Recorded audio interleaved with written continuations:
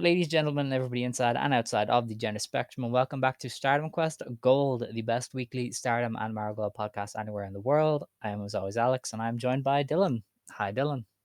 Hi Alex, hi everybody. How weekend was this weekend? This past weekend? Yeah.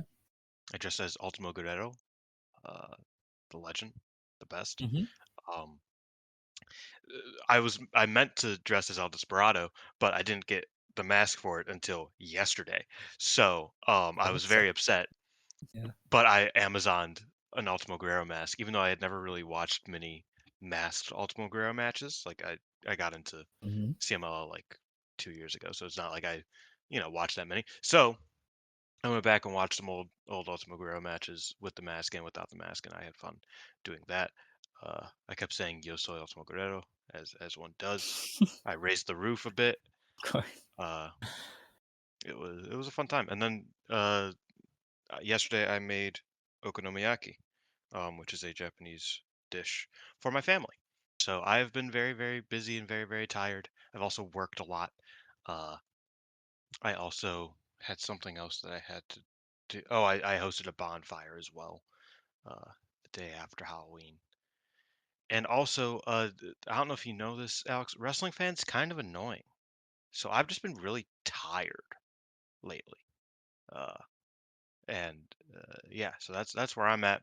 We have Crimson Nightmare to talk about. We have New Blood to allegedly talk about. I did watch that for some reason, and we have Marigold to talk about.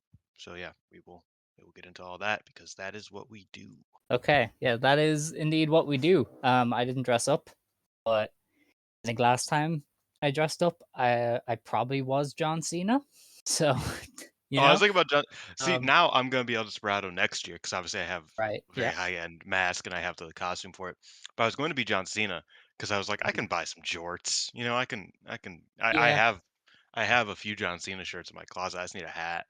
Uh, but Mhm. I decided not to go with that. But Yeah, I think that can tell you how long ago it was that I dressed up because John Cena was still in the zeitgeist at the time. Um, yeah, I was very upset because I couldn't do Rey Mysterio because the mask was too small. So my cousin got to wear the Rey Mysterio big mask and ass I head, didn't. yo, big ass Uh, head. yeah, no, that's mean. Oh, uh, but yeah, I don't no. particularly remember your head being that big, but it sounds funny when you when you say yo it was too big. Well, I was like a child, so we grow at different rates, So yeah, I had to be John Cena. He was the backup option, and I did that 2 years in a row because I wasn't really arsed the second time. I just went, you know what? I want sweets, so I found the hat and like turned it sideways and was like, I am John Cena. And that Yeah, was see, it. last time I dressed up, I was before this time obviously. I was the color blue. I just I just wore all my blue clothes because I was working. I was working the night Right. shift at the gas station. Um, so I just wore all blue, which would be dangerous in like Los Angeles, but that's fine out here. Um, and yeah, so I haven't dressed up in like 4 years, and yeah, That is first not time that back. long. Ultimo Guerrero, Okay. Ultimo Guerrero mask. I put a bandage underneath because Okay. he always wears a bandage because he like has a fucking dent in his head. Okay. And also a CMLL shirt, a Arena Coliseo shirt that I bought. That is Yeah. cool. All right.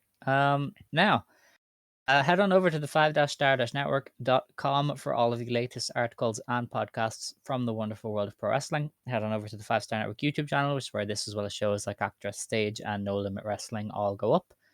I think since we were last with you, there is a new Actress Stage, so you get to keep up with some of the chaos that's happened in Actress. I know the tag champions had to vacate and did not lose, even though they knew they were vacating, because that is how Actress works. Um, no Limit, it is Big Egg Month, so we Yep. will look forward to that eventually. We're in the process of watching that right now. Fantastic. Okay. I've got Um, my a childhood friend of mine doesn't watch Joshi. He is going to watch it this weekend in full. it's still insane to me. Hmm? Now, Yeah. Yeah. uh, we're on to Stardom. Mhm. We're going to start with the news because earlier today they announced the teams and the format for the Goddess of Stardom Tag League. I don't know if they did this last year, but they have continued with the three. teams go through that they did for the 5 star this year. So red 1, red 2, red 3, blue 1, blue 2, blue 3. Top teams get a Last bye. year, I think they did similar. I think they sent 3 teams through from each side. where do I have the tag? I remember they did like quarterfinals, and we were totally off on what we thought Goddess League semifinals would be. 2024 league table. Yeah, it was 3 teams, 3 teams. Yeah. Okay, all right. Now we have on the Red Goddess side, BMI 2000, Shiori Ano and Natsupoi, Yuna Mizumori and Mei Sarah, Hina and Rani Agami, Waka Skyama and Rian, Ozilla and Akira, FWC, and Sari and Miku Kanai rounding out on the red side. On blue, we have Sai Ida teaming with B Priestley. Aya Sakura teams with Sayaka Kurara. Suri rekindles her team with Saki Kashima. Ami, Sore, and Lady C. And then Hanako is with an X, which I think we've all figured out is Xena. Azumi is with Miyo Masaki. Suzu Suzuki is with Rina Yamashita. And Konami is with Rina. So, pretty I interesting stuff. I'd like to call it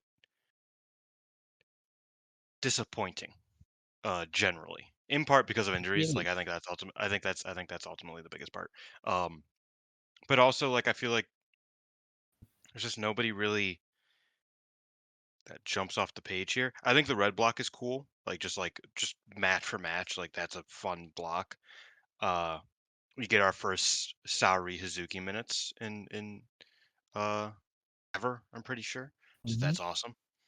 And having BMI in there, having uh, Tom and Jerry in there, even having Hina and Rana, who I don't think are like a great tag team, but Hina's been doing great work this year, so like that's cool. I think that's definitely the stronger block, but I look at it. I think the lack of Starlight Kid and Hanan are both quite noticeable in this tournament, for me at least. Even if Hanan already held the tag belts this year, so she wasn't going to win it. And she won the tournament last year. I was feeling a sort of, like, oh, I could see a star bomb run here, a strong Yeah. star bomb run here.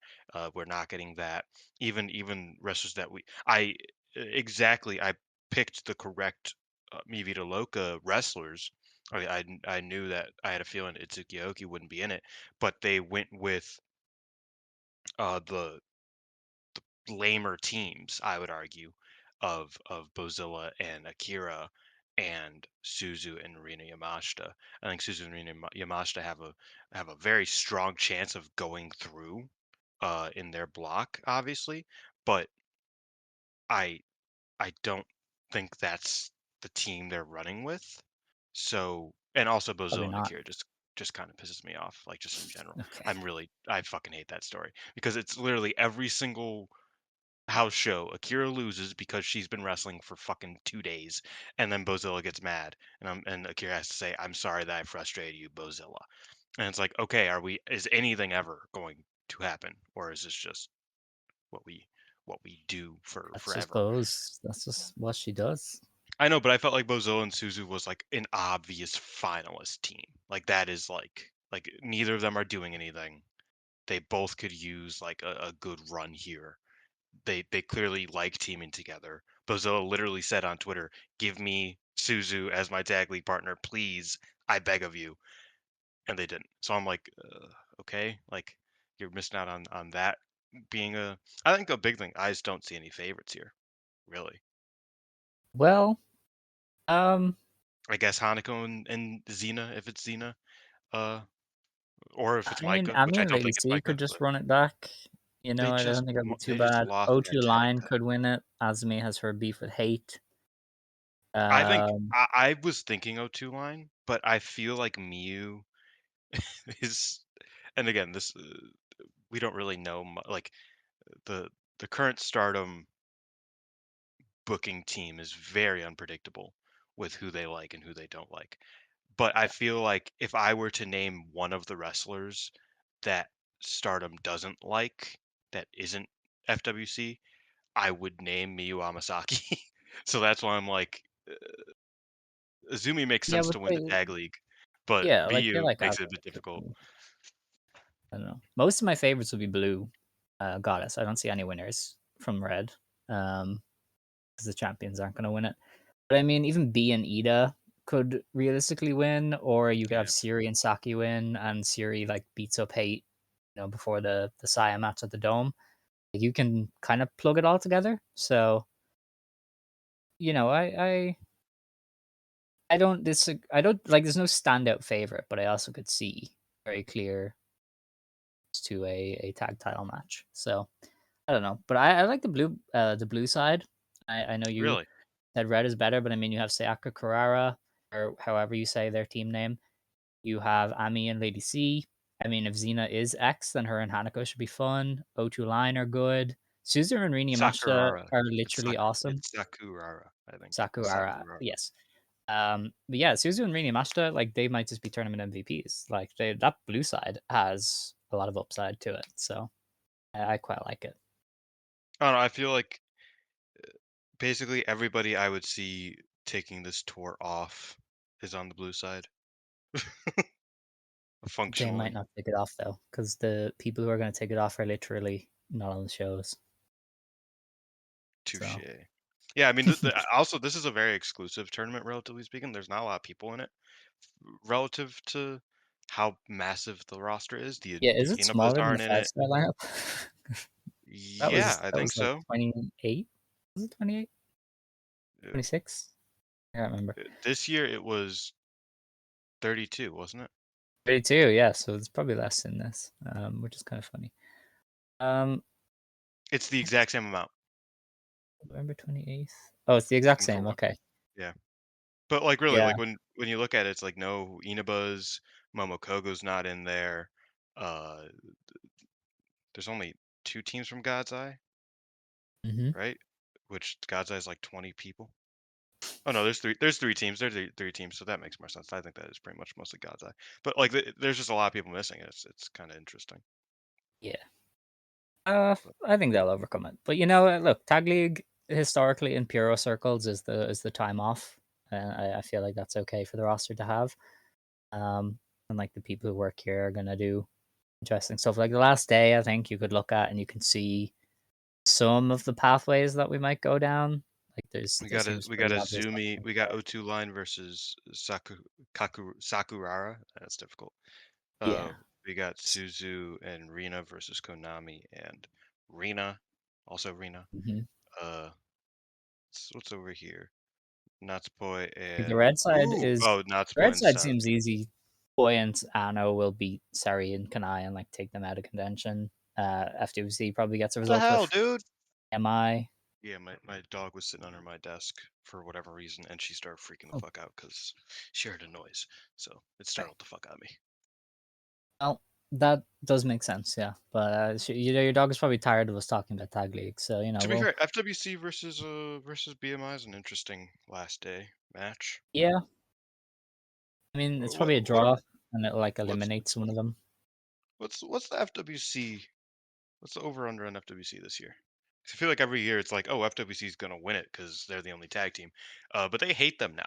So Yeah. like I don't know, they're always interesting in that regard. You know, what I mean, they're always like, oh, I wonder what True. kind They of probably get through to the last to the to the final stage. quarters. You know, Yeah. that seems easy.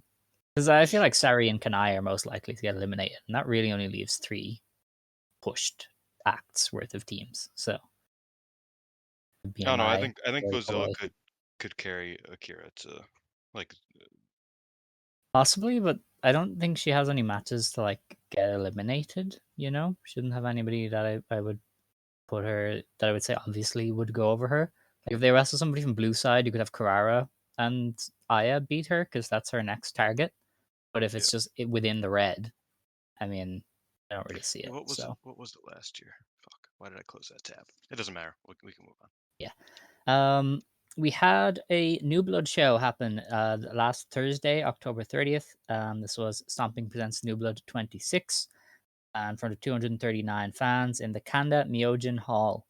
We opened with Kikyo Furusawa beating Emma Maishima in 7.5 minutes without an ankle lock.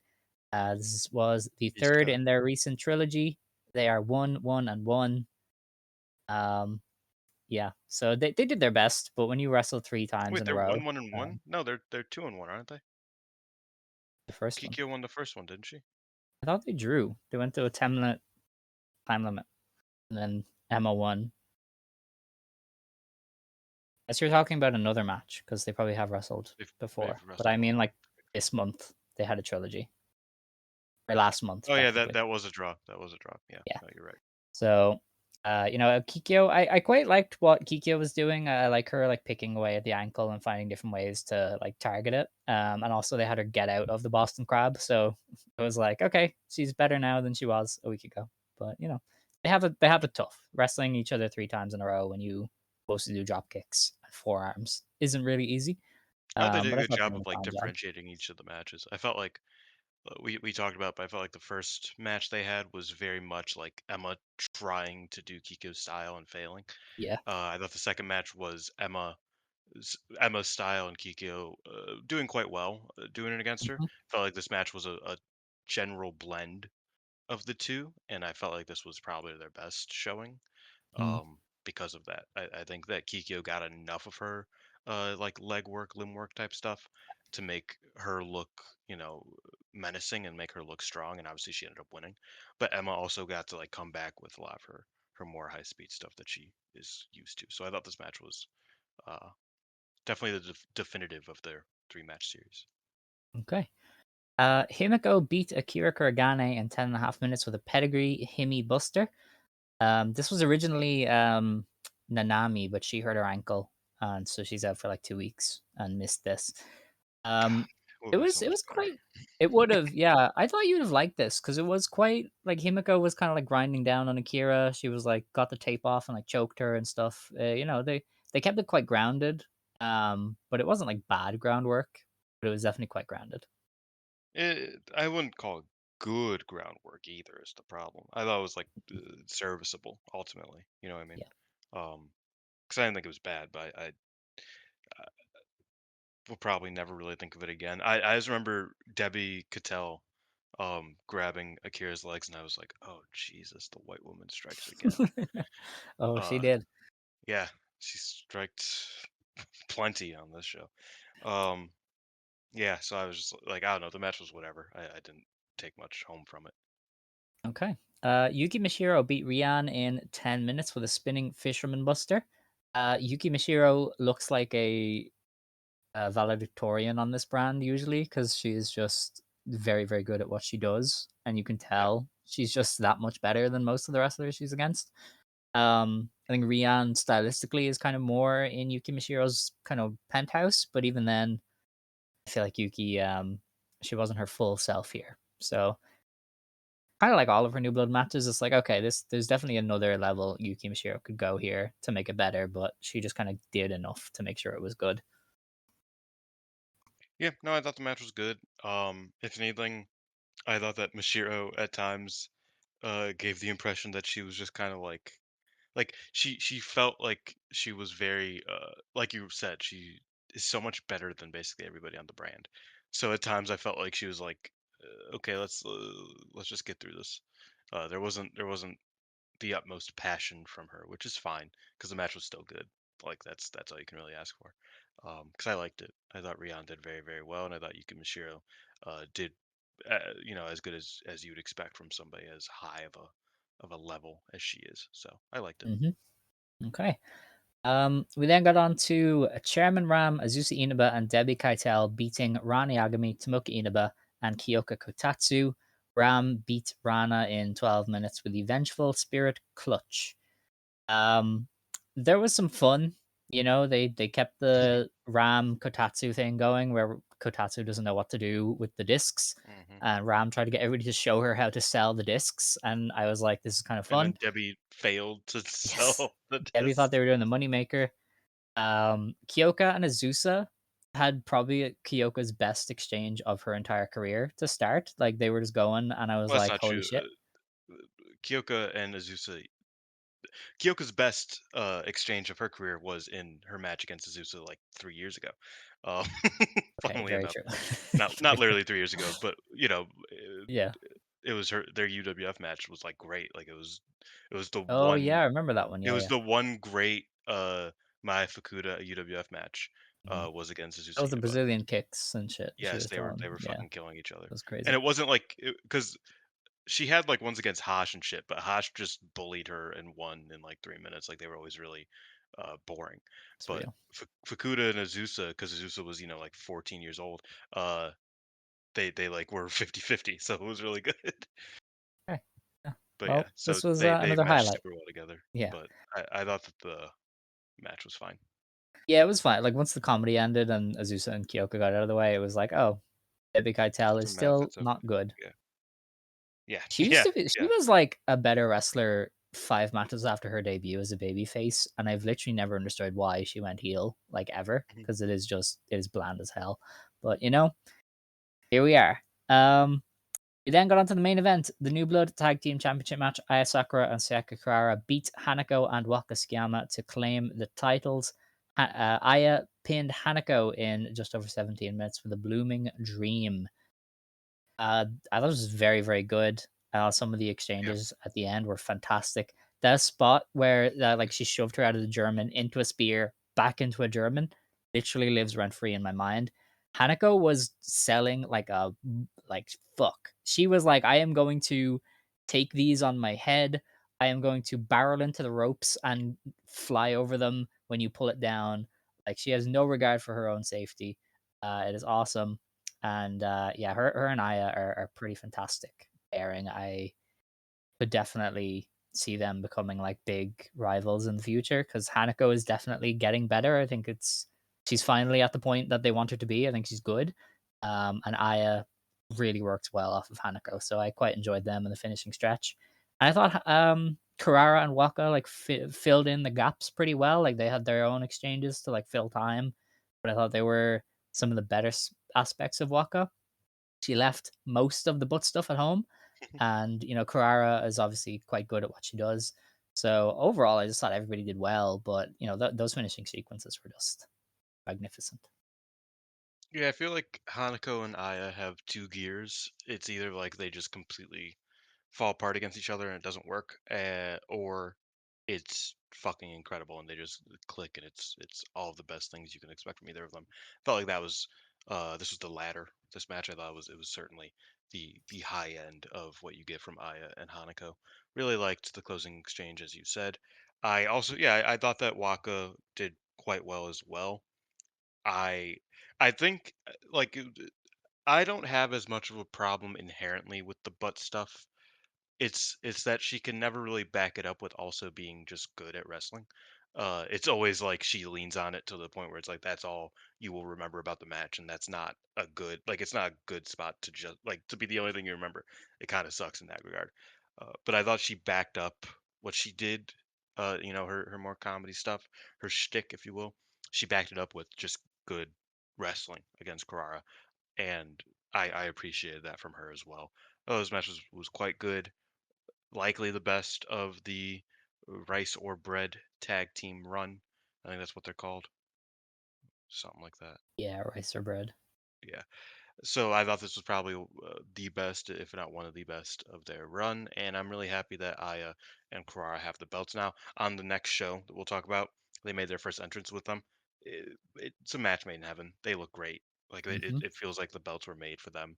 The colorful, just kind of like really the pop look of the belts Yeah, looks great on Aya and Carrara, so I'm really happy they have them, and I expect them to have a solid reign if they can get the bodies for it.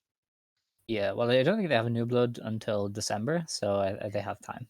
So Well, I they're mean, good. they had like seven the past 5 weeks. Yes, that's true. um, but that was that show. We then got on to our next show to review, which is obviously the big one, Stardom Crimson Nightmare 2025. This was yesterday. They did an attendance of 2,467 in Ota Ward. Um, they've run out Ward a good bit this year, and their first three numbers, I think, were like sub 2,000. Let me just check. The first two numbers were sub 3,000. Then they ran the GP final here and did 2,800.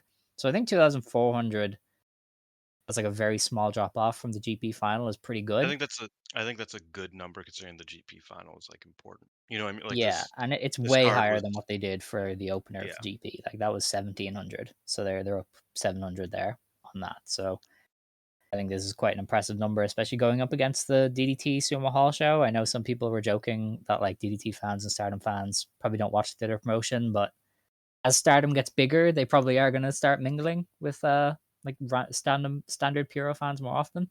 So I think that makes it more impressive as they had pretty major competition of Sumo Hall show. Yeah, they keep riding the gravy train, that's for sure. Yes. We had a fairly surprising opener. Rian beat Rani Agami, Kikyo Furusawa, and Fukigen Death in 6 minutes. I thought it was a pre-show match, and then I checked and double I did checked, too. and it was the actual opener. Yeah. And I thought I it was watched it, strange. but it was fine. Yeah, like it was fine. Usually though, they open the show with like a high energy tag or something. So just seeing like Rana and Kikyo do like submission stuff with Fukigen doing bits to open the show was kind of weird.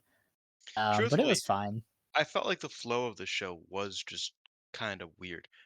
Yeah. Spoiler: I thought the show was good. Like I thought the show ultimately was a good show for the most part, top to bottom. There isn't really anything um, in ring that I have to like complain about, but definitely just like felt weird. Like just some of the like I watched it, and by the time I was done. I was like, "That's weird." I just watched the Stardom pay per view. Like it didn't feel like it. I don't know. Something Yeah, just felt about a halfway bit through, I off. said it felt like a flashy Korakuen. Like a Korakuen just Yeah, put in a big venue. which is funny Um, because yeah, I mean, Korokens are usually more like outside, you know, obviously the top three matches. They're usually a bit more. I don't know. It's a yeah. yeah, gotcha. It just felt a bit off for a pay per view. Rian pinned Fukigen in this one, so I imagine we are doing an artist match with Rian and the only remaining members of EXV. That's what I Um, thought, but then Waka lost 2 matches later. that doesn't matter. She pinned a champion. That trumps Touche. losing. Yeah. But yeah, I think Rian is gonna go for those with Waka and Hanako, unless they hold off and it's like Rian, Hanako, and Xena or something. But yeah, I can see that happening in the future. We then had our three-way quintet battle. The Cosmic Angels team of Natsupoi, Sayori Ano, Yuna Mizumori, Aya Sakura, and Sayaka Kurara beat Mi Vida Loca with Emma Maishima and God's Eye in this one.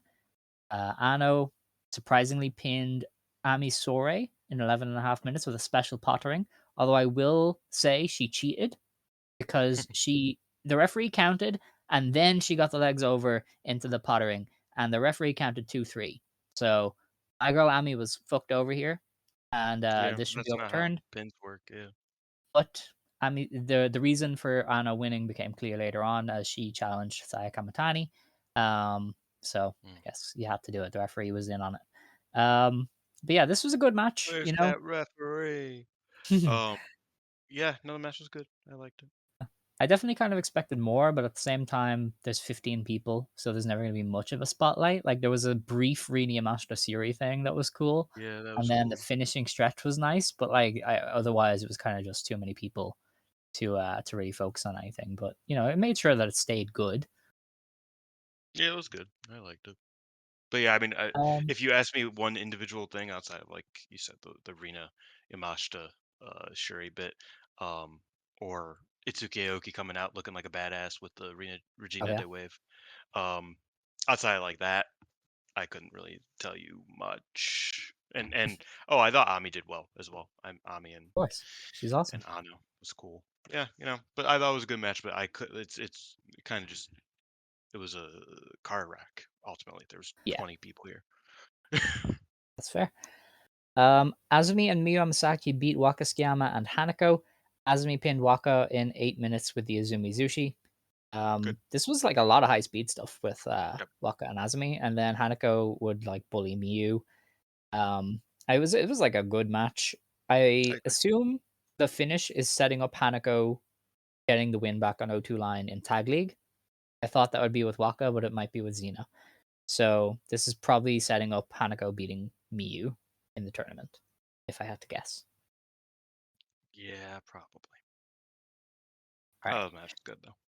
Yeah, it was. B Priestley, Sai Ida, and Momokogo beat Natsuko Tora, Raka, and Rina. B pinned Rina in just under 10 minutes with the plan B. That's why Scott's Um, actually pissed, by the way. yeah. Um, I thought it was a well worked match. It didn't really have much intrigue going into it, which kind of made it tough. But I thought they all worked quite hard. Um, yeah, I mean, I actually disagree. I don't think Hate worked hard at all. Uh, Really? I thought B worked hard. I didn't think it like uh, clicked. I don't think B did particularly well here, but she was clearly putting in an effort. I thought, yeah, that was pretty much it. I didn't think the match was good, Okay. personally. All right. um, This was like the one match where I was like, yeah, that was pretty actively like not like I don't think it was actively bad by any means, but it was just not a match I would say was above average at all. okay, that's fair. Our next match was a special singles match. Bozilla beat Saki Kashima in 11 and a half minutes via submission, technically. Um, this was awful. This is one of the worst matches I've seen all year, and I include the Ryoko Sakamura incident in that. I include Good my keeper. brief endeavors to watch Women of Wrestling. I include like even the worst dregs of the NWA women's division. Like they messed up every third move. There was spots they messed up that I didn't even know you could mess up. Like I've never seen anything this messy. This was pure what people think the WWE Divas division was in terms of sloppiness. Like just nothing worked at all. And if Saki wasn't like funny for a combined 25 seconds in it, this would be an absolute like dud. Yeah, that was funny. I It don't know. was funny for 25 seconds of 11 and a half I thought minutes. I Come to be on. fair, I thought it went way too long, like to the point where like I started spacing out because I was like, I don't fucking care. And then I looked up, I was like, they're still going. Okay. Um, I did appreciate like Bozilla killing Takashima and then Takashima still getting out. Like I thought that was like I thought Takashima's a like the near falls were kind of funny. The spots weren't good, obviously, but I wasn't particularly expecting them to be good. Uh, I also think the Saki Kashima tapping out during the power bomb, That was funny fun. spot, funny spot, always a funny spot. We just talked about with Megaton last week. Very funny spot. Uh, yeah, I don't know. I like the match more than you, but I didn't like it particularly. You know, what I mean, I thought it was Okay. fine. Like Yeah, I thought it was truthfully, a two I out of 10. You spaced thought it was out. a 4. Like, that's Yeah, really I where we're at. spaced out for like a decent amount of it, so I was like, yeah, it was kind of funny. I don't know. I don't really like. You have a wrestler whose gimmick is that I am bad at wrestling and don't want to do this, and you have a wrestler who gets angry very easily, uh, and is at her best when she like has like a very energetic wrestler opposite her. And you gave her a sloth, like literally the sloth. Like that's the gimmick. Like that's just not gonna work. Like it's just not like that's not a recipe for a good match particularly. But I thought some of the stuff was funny, and I thought Sakagashima sold the near fall super well. So I thought that was what ultimately mattered. Yeah, I have it at a 5 out of 10. You know, like that's it. That is It high. could have been it could have been so much less funny. Is Mhm. my thing. Uh, So I give it props, but it also could have been a lot better because it was not good. Like like the actual substance wasn't good, but it could have been a lot worse. Like if all the jokes fell flat, God, that would have been a lot worse. That's fair. Um, our next match was May Sarah beating Hazuki to retain the High Speed Championship. She won in 11 minutes with the checkmate. This was pure good old high speed. May Sarah holds back a lot. I feel like people who watch Prime May Sarah don't understand that she's holding back a lot. But you give her somebody like Hazuki, who was there when high speed was at its peak, and it just worked really well. Like this was a well paced. Had a little bit of lucha in there because Hazuki was feeling a bit spicy Hazuki after going to Hazuki is Mexico. so she's looked so bored. Like that's the funny thing. She's like, I'm gonna throw out some ranas. Yeah, I just want to do something, bro. she's insane. Let's just like I said This was the I s- quickest Mei Seira has wrestled in years, and Hazuki was yeah. like, "Yeah, all right, sure." Yeah, I don't know. I thought that was really funny. I did obviously I think that they had a classic in Maycera's first reign. I don't think this was on that level to 15-minute time limit draw I'm talking about. Like that was like a match of the year contender for me in 23, I think it was. Mhm. Should be. Yeah. Um I don't think it was on that level, but I thought the match was really, really cool, really good. I loved seeing Hazuki mix it up, do some ranas, do some just like crazy shit. Just really she feels very confident. She always feels confident, but she felt very like sure of herself and like she was in a certain flow state here that I really appreciated.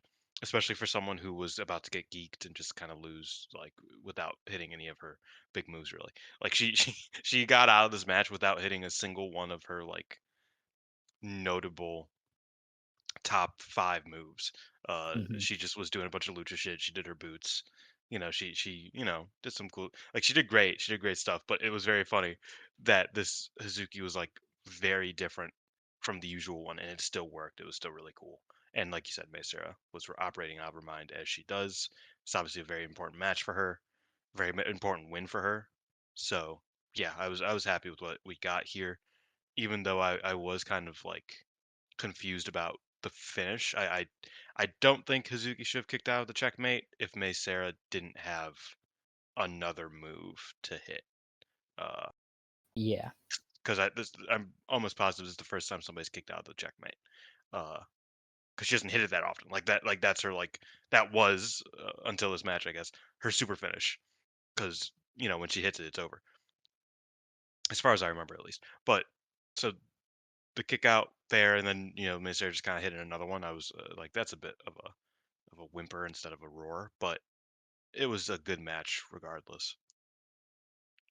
Yeah, no, I agree, but I think it was nice to see somebody like Mei Seira fully get to, like, go at top speed because when Yeah, she's at her best and, oh like, for sure. creative-wise, intricacy-wise, she's kinda just insane to watch, and, She also was wearing her old gear, which I love. I yeah. love that gear. Same gear she beat or she drew with Hazuki in. I don't know. I thought a lot of the context of the match was awesome too. Like I really appreciated the emphasis they put on this match. Also, Hazuki's gear absolutely beautiful, incredible. Commentary said that that was a Mayu reference, but it's definitely Kelly inspired. Like Oh, that, yeah, for it's sure, it's yeah. it's it's pretty much like the top is just Kelly. Like I'm pretty sure Kelly wore that at one point. Um, like the white and pink with the hood. Like I'm almost positive that's like a diva. That's a diva era top. Um, the bottoms, yeah, a bit more Joshi inspired, but yeah, really love the gear. Just really liked what we got here overall. Yeah, okay. Our next match then saw Konami beat Starlight Kid in 21 minutes by what is officially being called a referee stoppage. So Kid did not tap out or give up. The referee called the match. Um, we kind of said this as soon as Konami challenged that there was a big chance she was going to win. I think her riding off Hanan told me that she was going to be a transitional champion to Hanan. So I wasn't super surprised when she won. I don't know about you, but like when I saw that she won, I was like, yeah, kind of expected that, honestly. Yeah, I stayed unspoiled watching this show. I watched it Hmm. during work yesterday, and first of all, I adored this match. This match was great. It's my second favorite Starlight Kid defense of Hmm. her reign, behind the Reno one. So take that as you will. I thought it was tremendous, real return to form for Konami. But I watched it, and later into the match, I was like, if Konami doesn't win, this is like somehow because there's a lot of them, like the most embarrassing loss Konami's had in a single title match. Uh, because she was slaughtering her. Like she was getting so much, and we'll talk about that in the next match. She was going so hard on Starlight Kid. She got the spray paint off. She hit her in the arm with the belt. She did this, she did that, she did everything under the sun. And at some point, Starlight Kid, I think, like kicked out of the big boot to the the punt kick gimmick. Hmm. And I was like, if Kid comes back, Konami has to like retire or something. Like she like she can't live this down. Like this is insane how much like shit she's giving Kid. And if Kid just comes back and wins, like Konami's cooked. So I was like rooting for a Konami win by the end, as were the crowd. Like you can kind of tell, despite the heel shenanigans, they were kind of rooting for a Konami win by the end.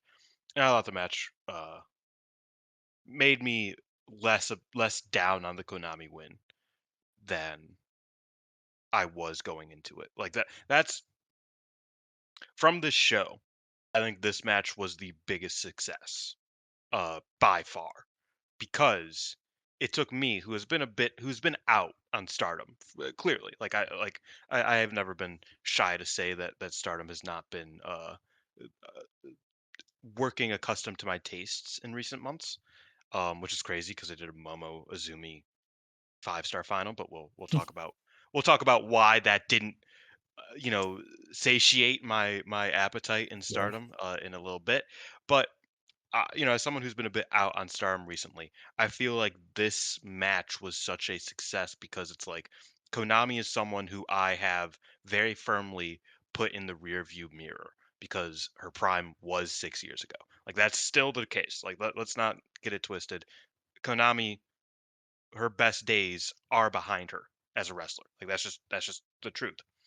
Um, and to see her just come out and perform on such an incredibly high level with so much effort, with so much care, with so much thought, um, and do such a great job of looking like a big bad. Looking like the big bad she always felt destined to be. She always felt like she was going to be a Kagetsu-esque figure, a Shuri-esque figure, all the Akana as like all these influences on her. Obviously, she wasn't with Kagetsu, but Kagetsu was one of her biggest, best rivals, of the peak Yeah. of her career. Konami always felt like she was going to become something like that, and she never did. Like she just, she became a part, a number three in Oedo Tai and in Hate, and she just never really became what you would expect. And I felt like for this match she got that. Like it worked. This is where her where she was supposed to be. Well, And I'd I was push back a super. bit because I think going back to the Sari stuff, she was showing it. Like I know earlier this year we were both very critical of Konami. She was completely in bad luck Fale mode of like pin me, give me a check, I don't care. But I feel like once she saw that she was gonna get I some still motion, she thought that really came back in. I still thought her 5-star was a shitter. Outside of the Sauri match, I still thought she was pretty bad in the 5-star. Maybe not bad, but certainly not good Like in the the five actual star. Sari matches, I think were good.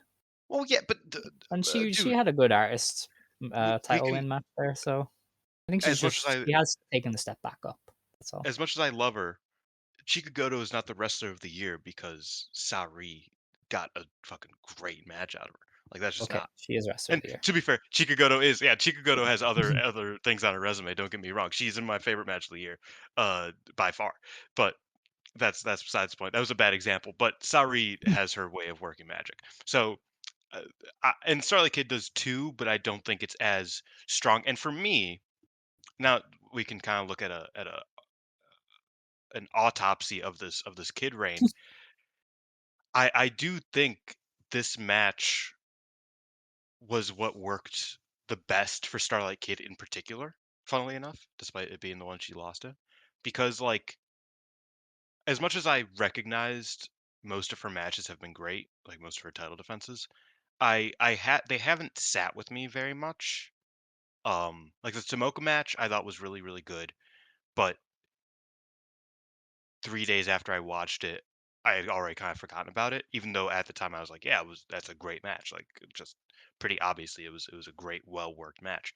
Same with the Ano match, and I think the Rena match was a great Rena match, not necessarily like this all timer Starlight Kid match. I felt like this match was a great performance from Kid and from Konami that really like got me interested in what we're doing again with the white belt. Even though I think Konami getting the belt is really funny in 2025. Like that, you can't shake that. Ultimately, the fact that Kid seemingly won't put over Hanan, which feels like what we're doing, that's funny. Like that's funny. I don't know. Like that. Like there was something bizarre about watching Konami hold up the white belt as someone who's been watching this for a long time. Yeah. It just felt weird. It felt cool. I was happy for her, but it also just felt like this isn't supposed to happen. Like what got in the way? Like what I don't know. This what feels like one of those accidentally people not happened? reading the tea leaves moments because I feel she has been relatively important almost all year, like intentionally. So it's kind of like, yeah, of course she's going to be the transitional champion who beats Kid. Like that's her spot, you know? I feel like she is that slightly upper mid Carter level. Uh, So to yeah, me, I guess. this seems like the culmination of how they've used her all year. But I don't know, maybe that's just being generous.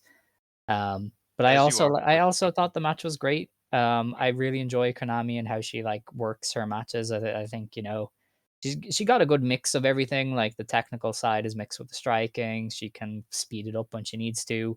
I've been a big fan of Starlight Kid's title reign. I think the dueling arm versus leg work was pretty fun in this one.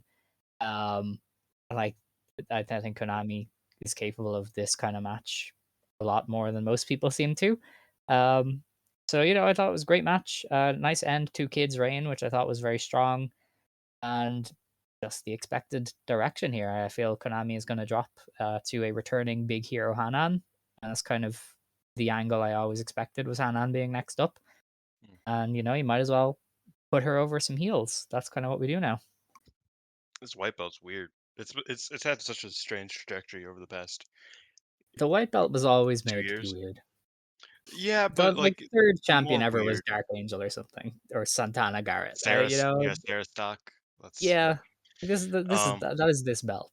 They defended yeah, this no, shit that's against true. Session Moth Martina. Like you know, we've been there. They defended the belt against pre-lobotomy Natsusumere, which great match, great match. Yes. Um, yeah, no, I thought the match was great. Like, and I don't think I finished my point. I think that Konami, for me, like this was a great Konami match from her own merit, more so than the Saori matches. I also wasn't that crazy about the second Saori match, the title match. Um, I really liked the 5-star one, obviously, but the second one I was like, yeah, this is good.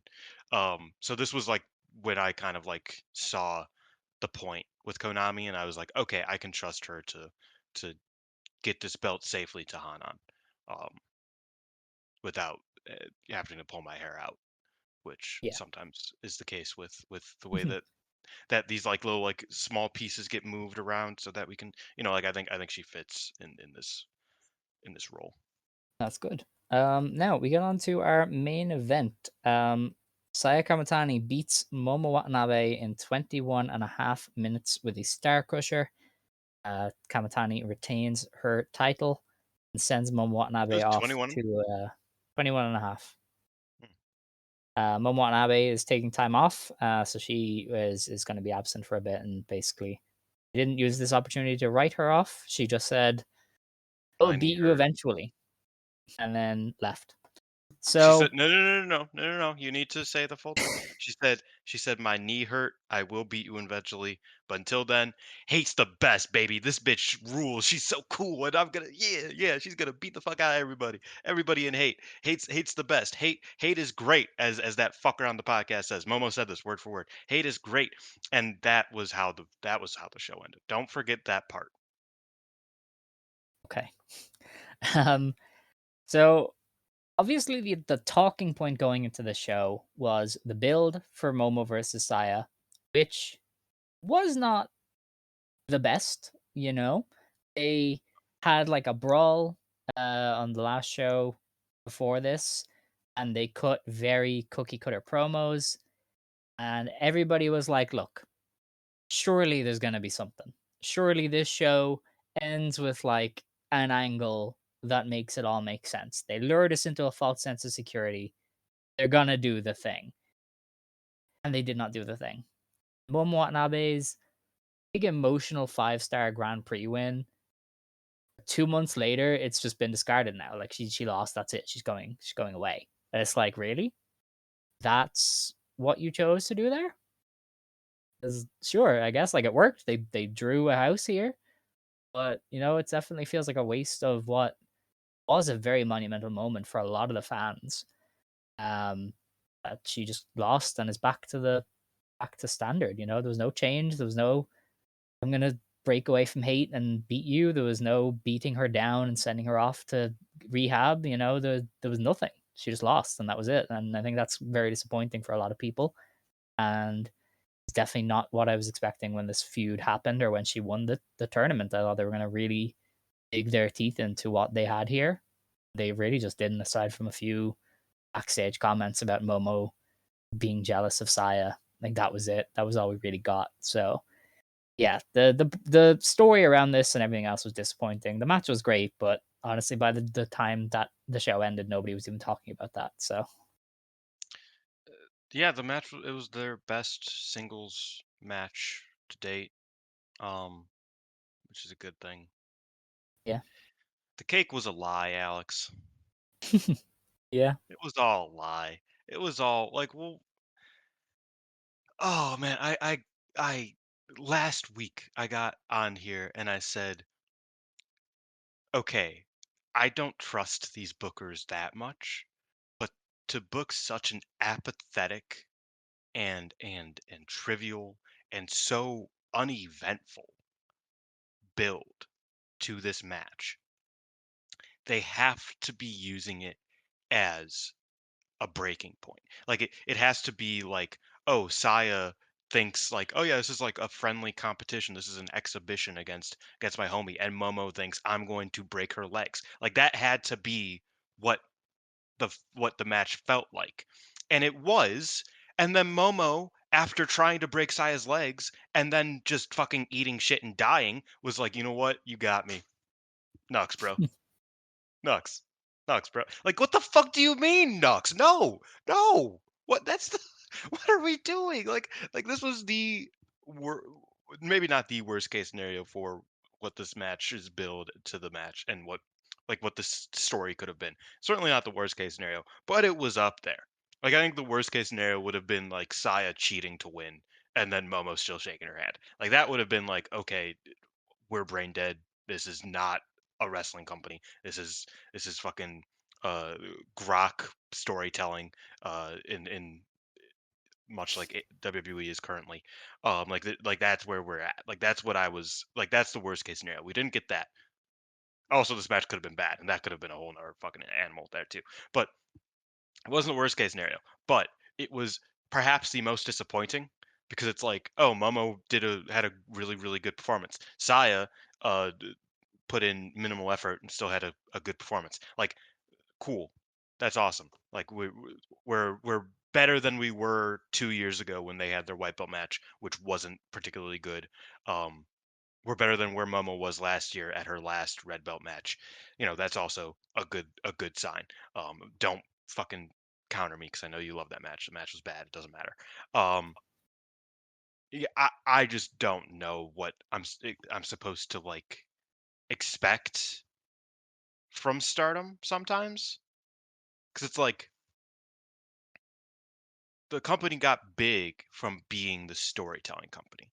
And it's like, okay, even if you don't care about Tam and Saya, you have to recognize that, like, they had this like this feeling, this tension between them that mattered. Like from a storytelling perspective, that mattered. There's no way of saying it didn't.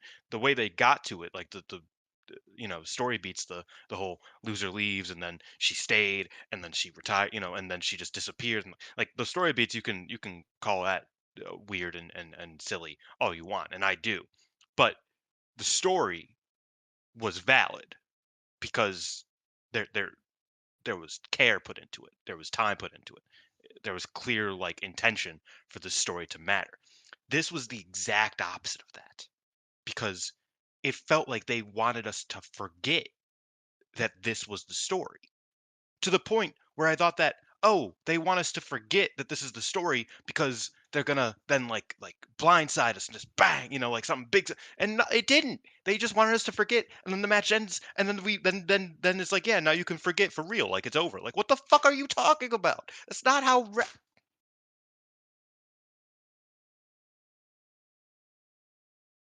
Uh, I was very upset. I watched them at like I like I said, I stayed unspoiled, but I did see a few texts spill out. I got a few texts, one of which was um a very funny quote by a certain a certain company owner about Momo Watanabe. And another was, dude, you just gotta watch it. I couldn't believe my eyes. Um and I had that in my mind when I was watching the match, and I was like, "This match is good. Like Momo's doing really good work. Like Momo's really delivering like a really solid performance. Like she's really putting in a ton of effort. Sai Kamatani wasn't, but she was doing well enough. Like I'm not gonna say that she did bad. I thought she had a good performance, but it was pretty clear that like she didn't she wasn't particularly moved by this match either. It wasn't like she had much like, "Oh, I wanna make this look good." It's she this was like her this was like her versus Umasaki. You know what I mean? Like, she had a good performance, but, like, she didn't give a fuck, you know what I mean? Like, she didn't care. It wasn't a match that, like, mattered at all. Like, so she put in the effort she needed to, but nothing more. That's what I got from Sai here. Uh, but then the match ends, and Momo just says, I'm not gonna be looking at your back forever, but for now, yeah, I'm gonna keep looking at your back, homegirl. Good job. And what the? Then she leaves. That's crazy.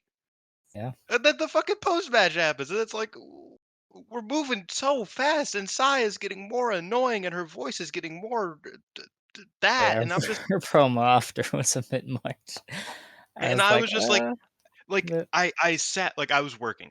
I sat and I was working, I was watching, and I stopped working for a few minutes just to, like, watch the Momo promo and her leave, and then Saya, and once she did the sayonara gimmick and the confetti and the song, and I just sat there and I was like, "This is incredibly unfulfilling as a wrestling fan." And part of that is because I don't love Saya Kamatani. I don't think she's and she's not even at her best career. She's not even doing her best career work, and I don't think that I'm not that big of a fan. That's one thing. But like I just watched it, I was like, even as a Saya fan, I feel like you would have to feel a little what's the politically correct way to say, like, just a little screwed over, you know? Like I don't know. sci fans are vibing. How? Like she just He's winning. but The ace of but the there was universe. she just like like slept ran. I'll give her credit. She slept ran through this match. Like it wasn't like she like Yeah, but it was still like an it was entertaining a match. yeah, it And was a the inner appeal of Saya, 80% is that she's a big star and feels like a star, and she makes the entrance where she's a star. And like, but there's yeah, no light behind the eyes. well, I guess. Like But there's you know, nothing it's incredibly surface level. Like sure. she looks like a That star, and that's why this wasn't an she is a star. excellent match, and it was just great. Like, that's why this wasn't the Saya. I will give you that. Like it But just it like just felt like she's gonna get so there, there's surely. nothing. She's gonna get there against Soriano. Is that what you're saying? If she doesn't, I would be very surprised. Okay, if she gets there against Suriano, we have a fucking problem because why is she only caring about about fucking Tam lore matches? Tam's been retired for fucking 9 months. Well, 7, but yeah. Anyway, Point let's still so, stands. in the post match after Momo has left, Saya is on the mic, and out comes Siri. And Siri initially said she wanted to take the IWGP title to the Tokyo Dome. Saya was then like the next day announced for the Tokyo Dome, and Siri was like, "That's my fucking spot. What is she doing?" And so Siri challenged her not for the world title, but for the Wrestle Kingdom show. Um, And then as they were talking, Soriano came out. She wants the world title. And so Saya Kamatani proposes, Siri and her Wrestle Kingdom for the New Japan Strong and IWGP women's titles.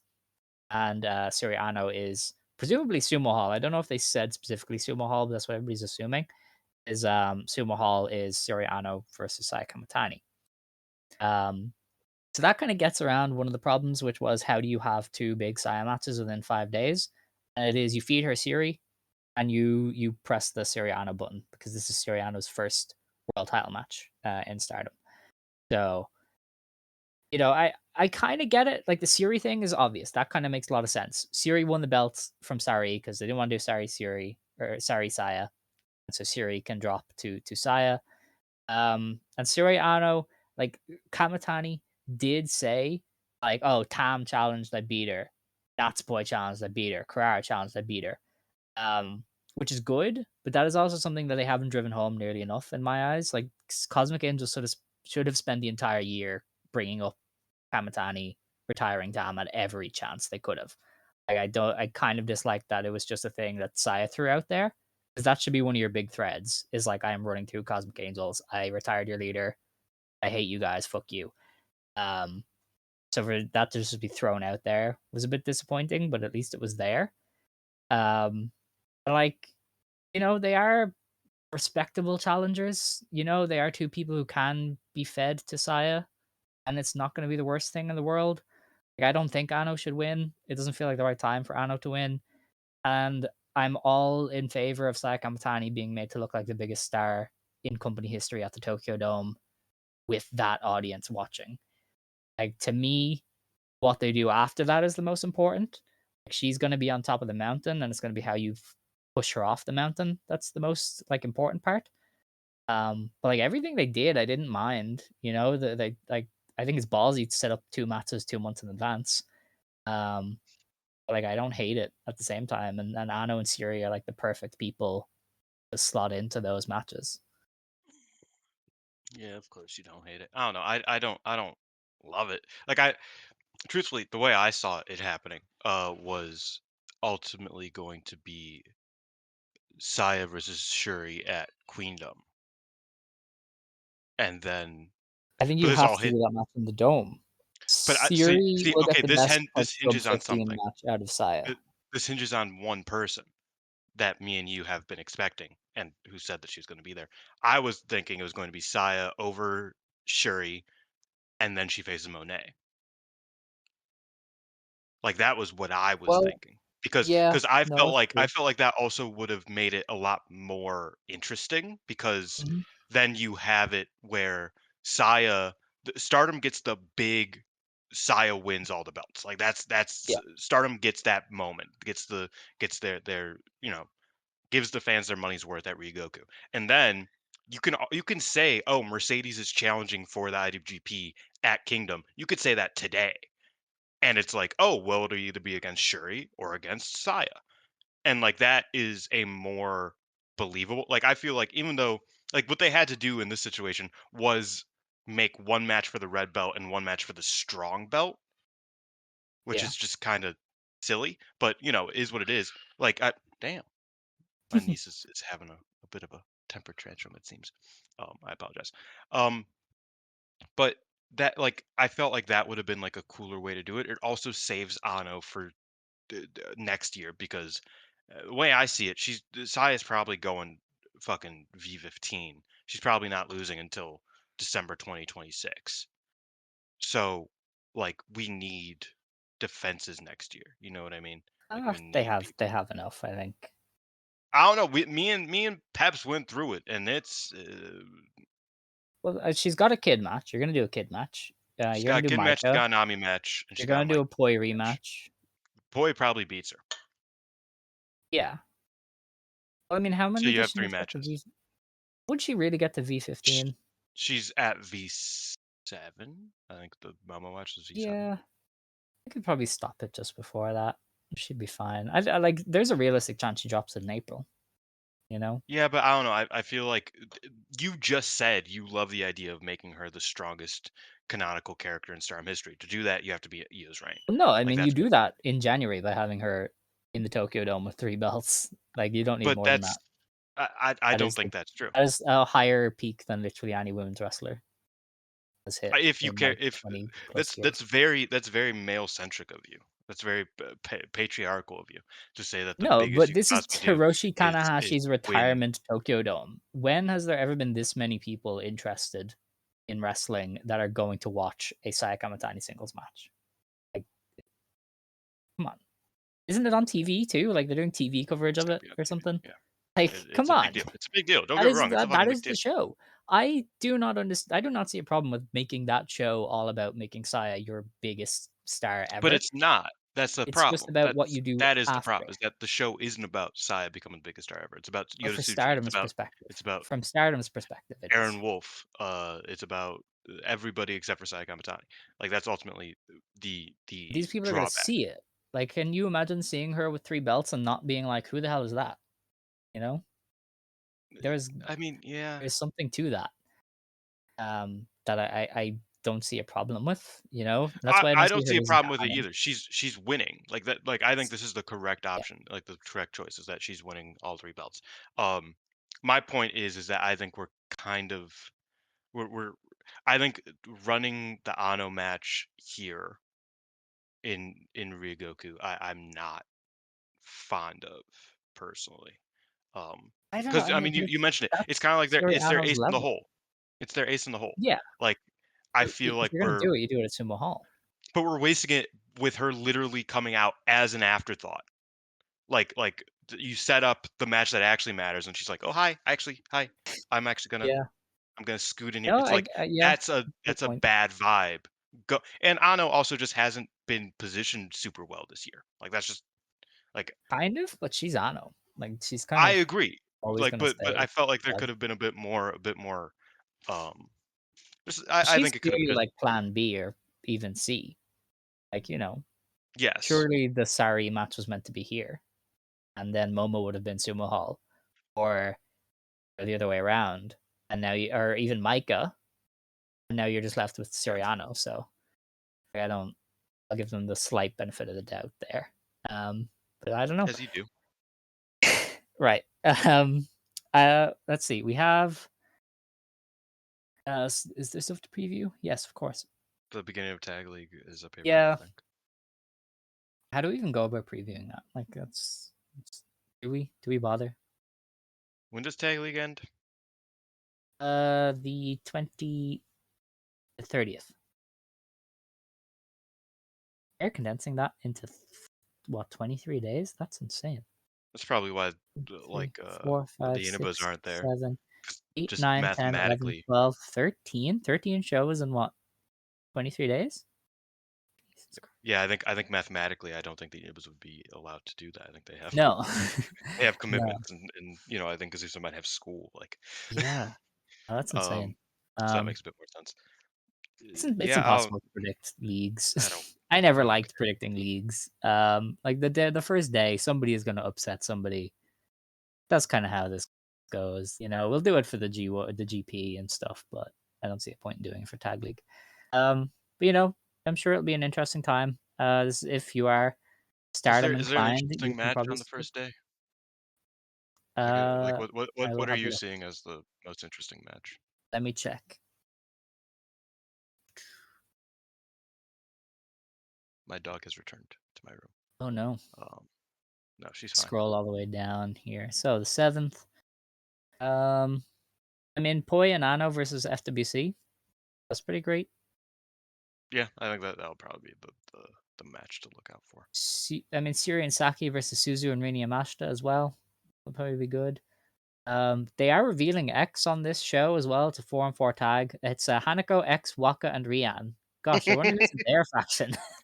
I wonder who Oh is in a man, faction with them. no, but it would be a bummer if it was like somebody else. I'm not gonna lie. Like Yeah, if it was some just like a random random. outsider. Yeah. Yeah. Who's in Japan that would do it? Surely would have seen Well, are we somebody talking good. foreigner or are we talking just wrestler? Like it. Foreigner, surely. That's what EXV is about. Yeah, I don't know. It could be a bummer. Like, it's either Xena Like or Micah, but there's no way you bring Micah back waste to Mike Tag on that. League. Yeah. Yeah. So, yeah, that's all for Stardom. Inshallah, it is Xena.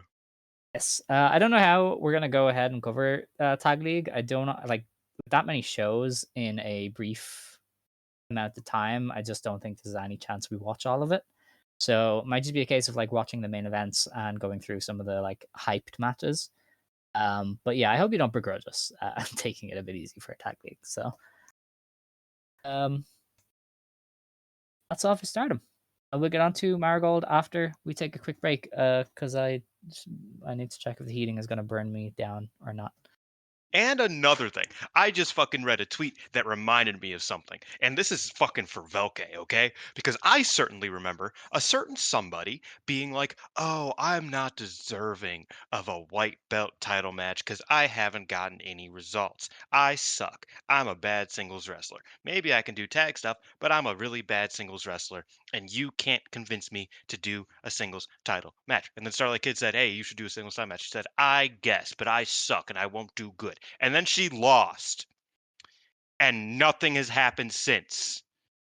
And now she thinks I deserve the biggest world title match of the year. What the fuck happened? Nothing has happened since then. Like it's not like she found she didn't get her groove back. Like she I guess that match is her getting her groove, but she lost in pretty emphatic fashion. Like she didn't do well. That wasn't a like I what it nothing connects No, to itself. you're correct. Like I love Soriano. I think she's great. I think she's awesome. And I think that match will be fun. I am really happy she's finally getting her red belt match. But dude, like what like we can put things together better than this. I'm sure of it, guys. Come on. It, Well, I don't know. and Maybe. Sai Kamatani just kind of fucking geeked both of them after the match with her. Just like they had to sit dead-eyed as she did her cutscene, um, and read her lines. Like Let's I see. was like, so you guys are just gonna stand there and take it as she does the mwahaha gimmick. Like you're just gonna stand there. You're not gonna leave. You're not gonna like shove her like at all. You're just gonna look at her as she does fucking 10 lines of dialogue. You're just going to stand there because Yeah. there's a mandate in place. Tired Okay. of it. Let's move on. Well, Let's go to the Golden Fields. yes. We have Marigold, who today we're announcing some matches for their upcoming bigger shows. Um, All of them were should announced on the card we're going to review if you would like to. It depends on what you want to do first or second. well, yeah, I'll do the second ones because they did Okay. the Korakuen. So we have three matches confirmed at the moment for Korakuen Hall. The supposed main event is a Superfly Championship match. Mai Iwatani defending against Coco. Remember when Mio Momono challenged for this belt? Where are you? You guys remember I'm that? so sorry. I You guys remember cannot when think. Marvelous was Cannot feuding with dream tonight. Marigold, and it was very beneficial to everybody on the undercard, and then they stopped. Mio. Mio, we miss you. Yeah. Where did you go? Our next match is a Twin Star Coco's cool though. Championship. Coco's cool. I think that match will be a banger, by the way. Even though she's like 10, will still be great. Um, the Twin Star Championships are on the line. Misa Matsui and Chiaki defend against the pretty much a super team of Victoria Yuzuki and Seria Miyoka. Very Dude, interesting to see how they get out of that one. my revolution's gonna fucking come crashing down. I was so Yes. happy they were tag champions. They're losing them immediately. No, That's bad. no, I they're worried. not. I am worried. Wait, I would be. is Shinjuku face before or after? Uh, Phase is Korakuen? this weekend, is it not? No, it's Okay, not then this yeah, weekend. never mind. 13th, 13th, and then when's the Korakuen? 17th. Yeah, then never mind. I think Misa beats Yuzuki. Or no, in fact I could see Chiaki beat Yuzuki. One of them's getting a white belt match. Yes. Misa would make more sense, but I also feel like Misa's lost 20 times already. You might want to like give it a second, and I would prefer it to be against Miku. Uh, but Hmm. we'll see where we're going with that. But yeah, I Uh, think I think that's the way we get out with a V1 at least is Darkest Revolution. One of them pins Yuzuki and challenges. We have a non-title match. The last match announced for this, Korakuen Miku Ono takes on Chika Goto. Um, I thought we would be previewing this, but we're not. So I'm just gonna jump in because they announced the card for Shinjuku Face as well. That has Miku Ono and Kazuna Tanaka versus Chika Goto and Nightshade, who is over touring with Marvelous. Arini Yamanaka faces now Shikawa and Nagisa Nozaki. Tachibana and Minami Yuki face Misamatsui and Chiaki. Hummingbird faces Megaton. And then the main two matches are Mayu and Syoko Koshino taking on Seri Yamaoka and Yuki Yamazaki. And a United National Championship match when Victoria Yuzuki defends against Rhea Seto. We kind of said this already.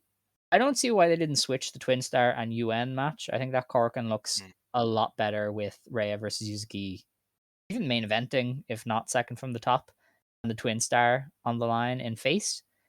Um, the only reason I can think of that you don't is they want to test Yuzuki's drawing power in like a low stakes environment. Maybe they want to see how Yeah, she will draw in face with Rhea. yeah, I can see Um, that. that's kind of the only way to do it. But yeah, I think it like the Truthfully, Corkin is weird I because think, if I think, if they make Iona versus Chica a title match and they juice it up, I'm fine with it.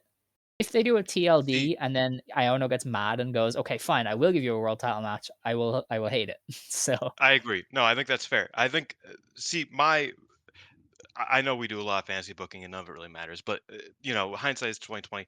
But it's not even hindsight; it's happening this weekend. The dream, like the way I think the best way this could go would be if the Shinjuku Face show had a number one contenders match and the Korakuen was just a red belt match. Like I think that would have been ideal because I get like that Rossi seems to have this newfound thing where he wants people to have to like kind of earn a red belt match, which isn't isn't unfair. Like I think that makes sense for the red belt specifically. Uh like that's just always kind of been how world titles are meant to work. It's like you you can, the mid card title is meant to be the workhorse, the TV title, the championship that everybody gets the chance to fight for, but only the best get to win. And the world title is that only the best get to fight for, and the greatest, like legit, get to win it. Like you know, that hierarchy makes sense. But you can fast track Chikagoto to through that hierarchy to challenge Miku and lose. You know what I mean? Like I don't think that's insane because like what's the alternative? Where there's a cork in early December, I believe. Is that correct? was there? I thought it Um, was in late December. I thought they Marigold booked coordinated. one like a week before first stream, unless they're running two. Yeah, first stream soon. That's another thing. Yes. Um, but the point being, I think that it would have been ideal, or you know what? It's also possible, and you're gonna hate this, that Chikagoto does pin Miku in Shinjuku Face and then challenges and loses. Like I think that's a possibility. I think the best case scenario would have been if my Sakurai was healthy, was for it to be a number one contenders match between Chikagoto and Mai Sakurai. Chikagoto beats her, big upset, loses to Miku, but Chikagoto is officially in that like upper mid card status as a result of her win over Miku over Mai Sakurai. Mai Sakurai has to figure out a way to get back up to challenge Miku, which will obviously happen next year. That's the biggest Mm-hmm. match they have for the red belt. I think that would be the best case scenario. Mai Sakurai's hurt. That throws a wrench in that. I still think you probably could have done that with somebody. Uh, like I think having Chikagoto beat Well, Nozaki the would have been other a thing perfect is example if of they a if they're gonna choice. do this like TLD into a world title match, you could have done the draw at face and then Yes, the world title match at that's Corkin. that's Like I don't that I was don't the hate that alternative. Yeah, flow of events. What I hate is Corkin being like, actually pay attention for the next one. I don't like yeah. that aspect of the world title It's a stuff road to personally. the next world title match, Yeah. which I don't think is a bad thing, but I think in this specific case shouldn't be. Like I would agree because I think I also think it would just work better for the story, like the way you laid it Mhm. out. If yeah, like Miku was like, I don't want to face you for the red belt. I don't even really want to face you. You don't deserve a singles match at Korakuen. let's do a Shinjuku face. That might make the people who own Shinjuku face a little upset. Don't get me wrong, but just literally Shinjuku face is a smaller time show. That's just how it is. So Miko Ano being like, no, no, no, no, we don't. I don't want to face you at Corkin at all. Well, we can face off at Shinjuku face, and you can see we can see if you're capable of it. And then it goes to a draw, and Shigato's like, I want I want my shot. Fuck you. I prove that I can hang. Let's fight. Like that. That would have made Hmm. more sense from Miku's character standpoint of what we're doing here, where Miku's just like, man, fuck this tall chick. She's not on my level. Like I think that could have been a better choice. So I would agree. I'm not loving. I don't love the idea that it's a non-title match. I think that's the biggest hang up. It is still a big time match. Um, the problem ultimately is though that it needs a finish, and either Chikagoto gets geeked and she doesn't get her title match because she loses, or it's putting off the title match through a draw, or it's Chikagoto getting this big, moment, but then we have to wait another month before it gets paid off properly in like and then we have limited time before first stream. So I think from like a semantic standpoint, more so than like an enjoyment standpoint, I'm questioning the choice for sure. Yeah, no, it's I think I'm on board with that. I still I've think I been still like the show, but like I know that yeah, you're not well, as yeah. crazy about it. I still think the show's like the top three are a fitting Well, top those three are of a the only Corkin. matches that we have, so it's Yes, I know, but yeah. also we're missing the two wrestlers who were the top wrestlers for the past year Yeah, well, for the company. that's the one thing is that Komo, Manami, Utami, and Mai are all out Yeah, and indefinitely. the dorm leader too. So like Yeah, that's it's a rough. It's so not you know having one of those people gone is a hit to one of the areas of your card undoubtedly. Like as yeah, much as Komomo might not be like this big star, she amps up the undercard like a lot. Um, mm, and so just missing her is a bummer. But missing the two former champions, like the two big dogs for the first year and a half of the company, two of the biggest ones, like that's a bit of a hit to like the Scorpion card, for example. yeah. I also noticed that Syoko is in the semi main with Mayu in face, so she has gone from winning a pay per view match to two consecutive semi mains, and I'm so baffled by like how they view her I think she's because good. they seem to I think really she's like better without the Syoko. mask. They seem to really like Miss Kushino, and I don't know where that's gonna go, but She's I'm kind of definitely winning fascinated. Superfly Possibly, yeah. Like eventually at some point. I've just kind of been amused because yeah, she won on the pay per view, and then two semi mains in a row, one with Mayu, one with Gochka. Like that's not small time stuff. But we will review the one show from Marigold, and then we'll get out of here. We have Marigold Battleheart Day 10 in Ushiku, Ibaraki, in the Ushiku Sports Park Gymnasium. They did 205 fans for this one. Minami Yuki and Nagisa Tachibana beat Hummingbird in the opener in 8 minutes. They both rolled her up and got the pin on her, and they co-won the match, which is kind of cute. I thought it was Um, funny. Yeah. it was a decent opener, like a lot of spots, a lot of like three-way action bits. It was it was entertaining. hmm Rip Um, the bird. yes. We then had Kazun Tanaka beat Megaton in 4 minutes. This was Megaton, bad. yes, yeah, Megaton came out in this like Egyptian It was the looking Buddha. It gold was mask Buddha, I thing. think. Oh, it was Yeah. Buddha. Okay, and I was like, "What the fuck are you doing?" And then Funniest part of the match was her putting it on fucking Kazuna's yes, head, and the ref yelling, yeah, "You can't put that shit on! Her head. Get it off!" Like he started fucking screaming at her, like like she can't see. That was the best part of the match and by yeah, far. then it ended. It was it The was rest short of and the match sweet. was yeah. Yeah. Mhm. We then got into Rei Seto beating Yuka Yamazaki in 13 and a half minutes. This might be Rei's best heel performance yet. Like, Mm, she was mean. Like, even her submissions even felt mean. She was just like, I am not going to let up. I'm targeting you. yeah. I'm gonna beat you. It was a very strong performance on her end. Like I think it's hard as a submission wrestler to be a heel. But Which she is funny definitely because found that added that's the point. kind of, but she definitely found that added like meanness that I think she's been lacking. Yeah. And obviously Yuki Yamazaki is very good, so everything around that was also quite good. But I was just notably impressed by Rhea and her mean streak. I really liked this match. I thought I liked the Kazuna match more against Rhea, uh, mainly because this one felt its length a lot more.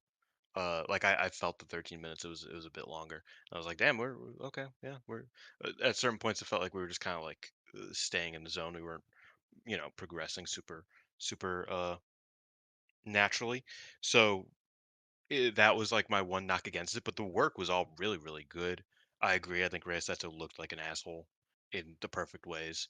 I thought Yuki Yamazaki did great as the face in peril, getting her spots in, like and getting the little the sunset flip and whatnot. Like I thought Yuka looked really good here as well. But yeah, I thought it felt a bit. I felt its time a bit too much to have it like as like one of those like really good Rhea matches. But it was still a really solid performance from both of them that I really liked and do recommend people checking out. I think it was the best match on the card, in my opinion. Because it was a pretty Wow. weak house show ultimately. Like that was Yeah. it was No, I it was get it. fine, but like I think Marigold is a much higher ceiling uh, for their house shows, which again is impacted by Utami and Mai and Komomo not being here, obviously. But yeah, I, Okay. I liked it. Also, Regalplex shouts out. Yeah. Do not Very yet good. let Yuzuki kick out of that fucker Reisato. I am begging you. Please. Please. Get to the ropes. Do something. Don't let her kick out. It is such a good Mhm. fucking move. I'm going to be so pissed when she lets her kick out of it. Because she 100% is. But please don't. Yeah. Please. Your final losing battle. Um, Chika Goto and Syoko Kushino then beat Mikuyano and Nao Ishikawa in just under 16 minutes. Goto pinned Nao in I would say a decent match. Yeah, I Uh, liked it. Yeah. like, it wasn't blow away. I thought the No. Iono Goto stuff was good. I thought And Chica then Goto looked really cool when she like yes, just fucking she chopped Mikoano, oh, but the she was chop too she was high. throwing them nuts. Yeah, It was too high and she like caught her in the lip. And then she just fucking like forearmed her in the neck. I was like, she's just killing her. Miko's yeah. gonna be fucking pissed. But So yeah, I thought that now was cool. Ishikawa was thrown in with Syoko because she seems capable of kind of adapting to anybody. And, Yep. Syoko still an interesting wrestler. I Like, think I think Shoko. she's not as bad as Flying Penguin, but I Yeah, I was think gonna she's say I good. think it Just, yeah, clicks more. I think it a clicks little more bit. as Shioko, and I like Yeah. it. It was I think rough. she'll be I fun. mean, it was rough. But, overall, it was a decent match. Mhm, I agree. The main event then, Mai Iwatani, Seri Yamioka, and Victoria Yuzuki beat Chiaki, Misamatsui, and Nagisa Nozaki. Yuzuki actually pinned Matsui in this one, which is very intriguing given the twin star match coming up. Um, and well, I guess that set up the challenge. That kind of Yeah, makes it more did. sense. But it does make me wonder if Chiaki is going to be the one that beats Yuzuki in the tag and like I think challenges. Chiaki should. Yeah, because they're Chiaki running hasn't face had a singles title twice next match. month, and if you're gonna make Yeah, Yuzuki a face champion, I think Chiaki versus Yuzuki is like a fine Shinjuku face match. I think it's a cool one. Like I think Yeah.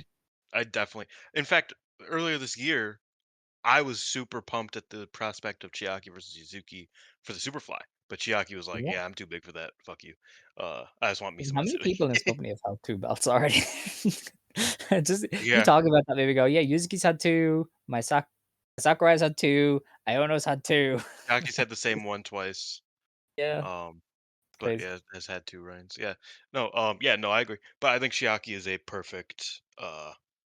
Like I think Chiaki should challenge Yuzuki. I think that would Yeah. be because ultimately you want Matsui and Yuzuki to be probably a bit bigger. Like I think that could be a first stream match. It probably shouldn't be because Wow. the tag title should probably be Somebody, on that. Seri's got to challenge somebody at first stream. She, I think Seri's facing Sari at first stream. That would also rock. That would be acceptable. Like Yes. I think But I we would not hate complete the Seri trial. versus Yuzuki. I think we complete the Trial Fire series 1 year to the And day. then she beats Yuzuki's ass at Shine Forever. I'm here for Sure. it. I'm into it. I think that does work legitimately. Um, so yeah, I don't think we have to worry about Seri. So, but I think Miss Matsui is a prime candidate for a Yuzuki title challenge at first Mm, stream, and if not, she could just be a Korakuen challenge later on.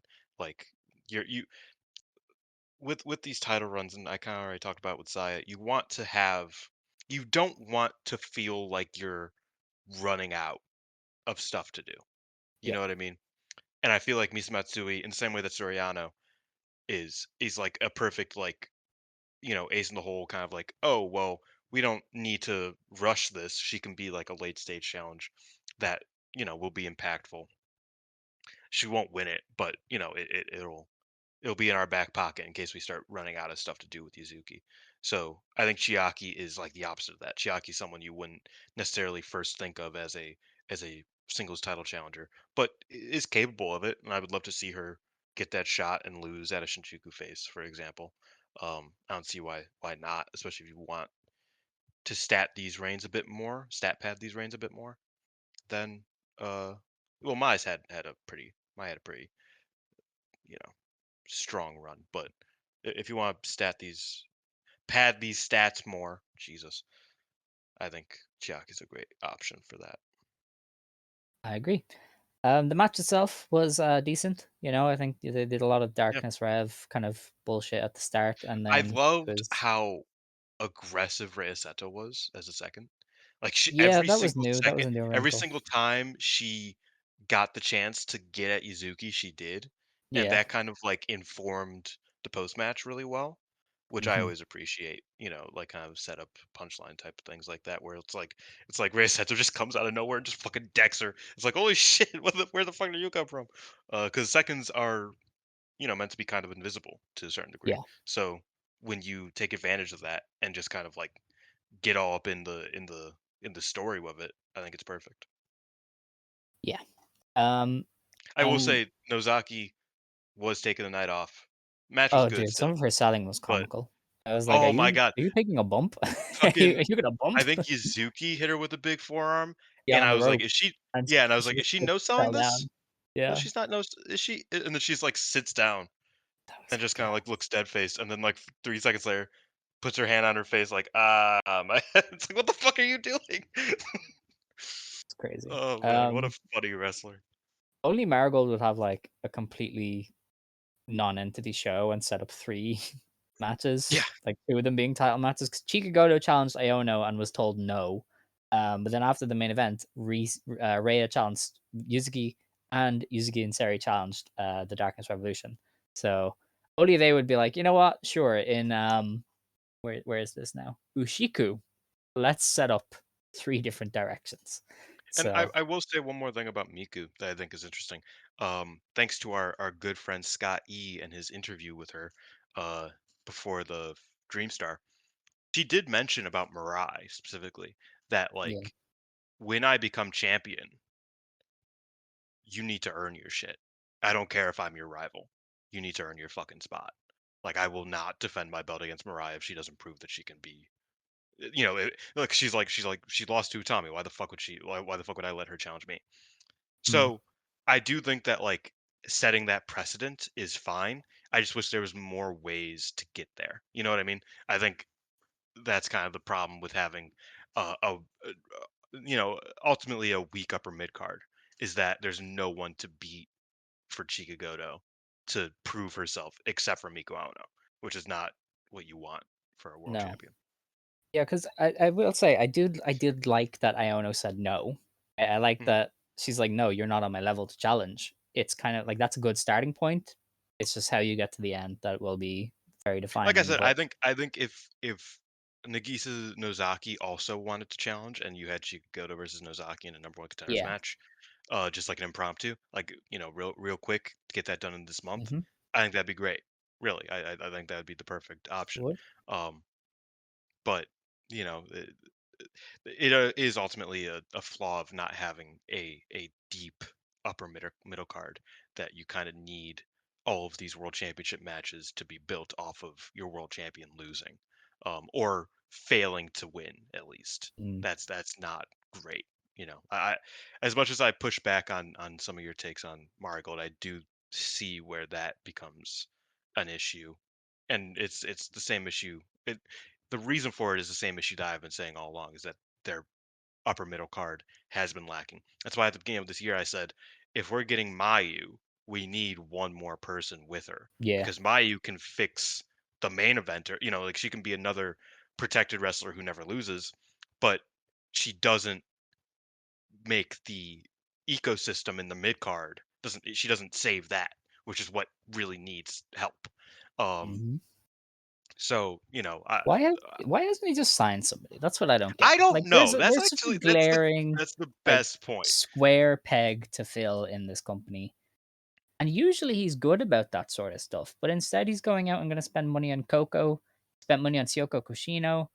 I'm like, "That's cool," but When you have a it's like glaring, like, need for and people. again, I keep bringing her up, but it feels like he's also kind of like relegating Nozaki a bit. Like she's very much less focused Yeah. now. And like I've been saying this the whole time. We need more Nozakis at least. You know, I think you Mhm. should sign some more people, but we need more at least Nozakis But I've said he to should sign be Arena since she showed up.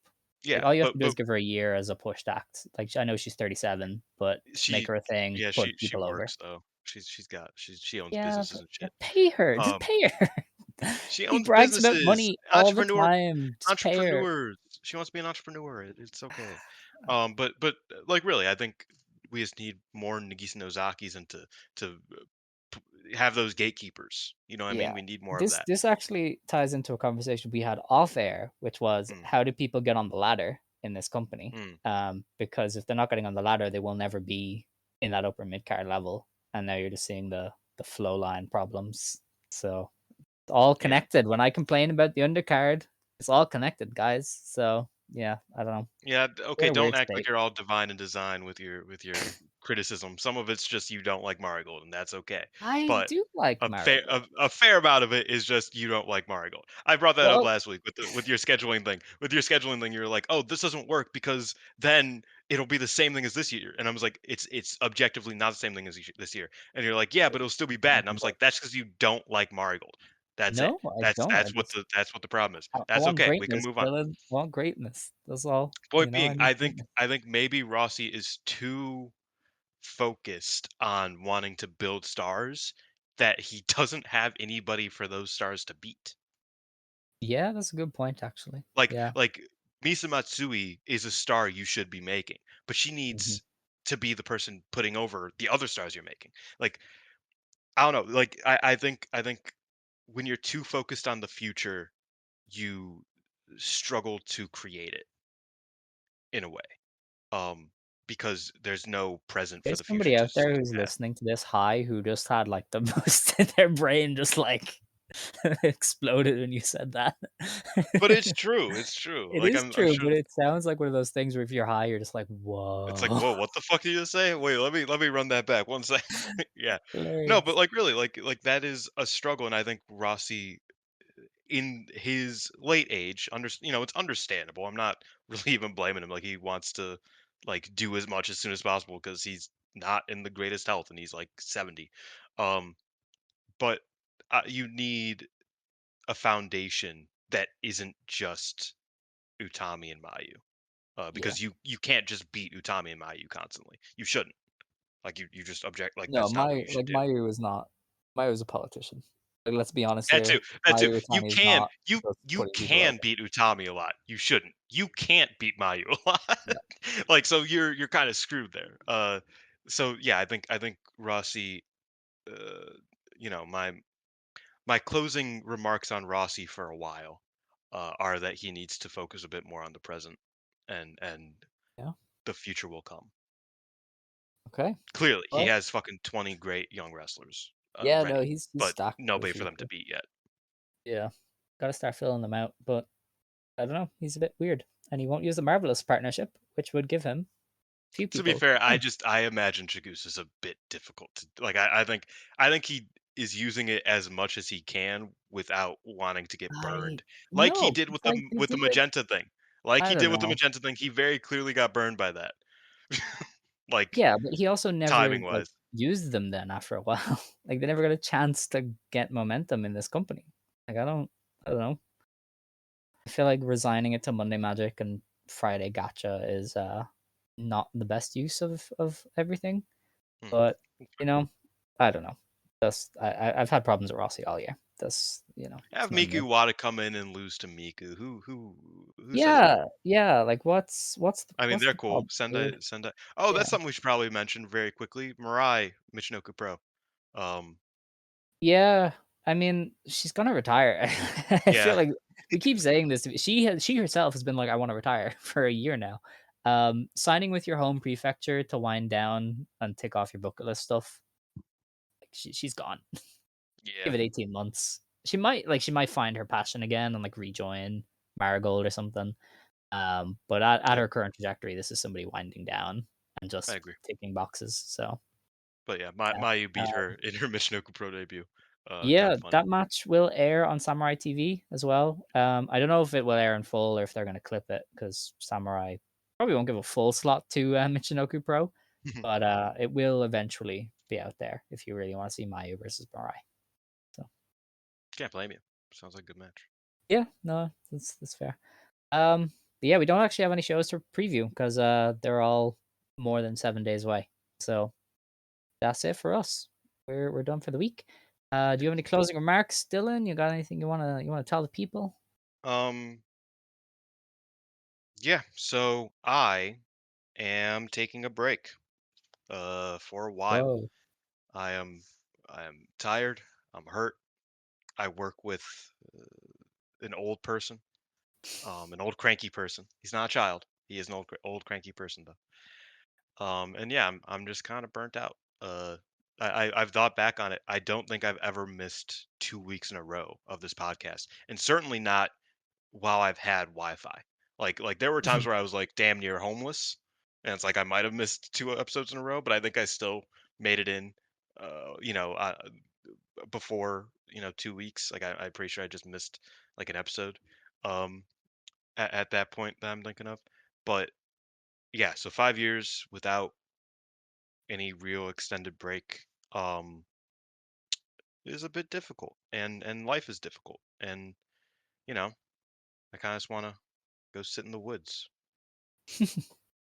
I wrote All a right. poem. I wrote a poem, by the way. Check out Oh, I Write Don't saw. Write. Yeah. Yeah. Not about wrestling. It's about the woods. But Okay. yeah, I don't know. I'm gonna take a break, and I'll be back. And I'm forcing Alex to do this all without me. So y'all have fun with that. Once this show becomes like a Stardom exclusive, as I'm gone, that's when I'll come back and I'll be like, wait a minute, we need to talk about a little bit of Marigold here, baby. But yeah, don't miss me All too right. much. Don't miss me at I'm all. sure. I'm We'll sure be the fine. people will miss you. Um. Yeah. I mean, we will. I will try and make it all work. I don't know how that's gonna manage, but we'll welcome Dylan back soon. I hope. But that is that for this week. So it is time to close the show. If you want to stand, you may stand. If you want to sit, you may sit. Believe today, shine tomorrow. Decide what you believe in. Shine forever. Stardom Quest Goldo. Passion, Passion. Ijo. passion, passion, passion, passion.